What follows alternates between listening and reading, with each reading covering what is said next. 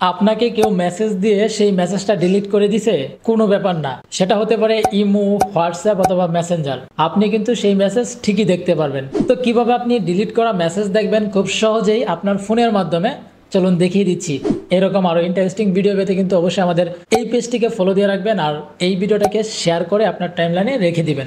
প্রথমে আপনার ফোনের সেটিংস ওপেন করবেন, তারপর স্ক্রল করে এখান থেকে নোটিফিকেশনস অপশনের উপর ট্যাপ করবেন। এবার এইখান থেকে অ্যাপ নোটিফিকেশনস এখানে ট্যাপ করবেন। যে অ্যাপসের নোটিফিকেশন নিতে যাচ্ছেন সেই অ্যাপসগুলো এখান থেকে সিলেক্ট করে দিবেন, মানে অ্যালাউ করবেন। তো এখানে দেখতে পাচ্ছেন মেসেঞ্জার, এখানে হোয়াটসঅ্যাপ, এখানে ইমো অ্যালাউ করা রয়েছে। এরপর আপনি ব্যাকে চলে আসবেন। আপনি নোটিফিকেশন হিস্ট্রি এই অপশনটির উপর ট্যাপ করবেন। এখানে দেখতে পাচ্ছেন ইউজ নোটিফিকেশন হিস্ট্রি, এই অপশনটা বন্ধ করা রয়েছে, এখান থেকে চালু করে দিবেন।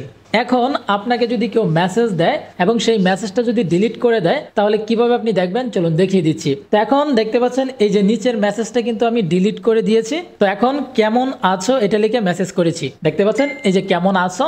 এখন এইটাকে আমি ডিলিট করে দিব। তো দেখতে পাচ্ছেন আমরা কিন্তু দুইটা মেসেজ করে সেই মেসেজগুলো ডিলিট করে দিয়েছি।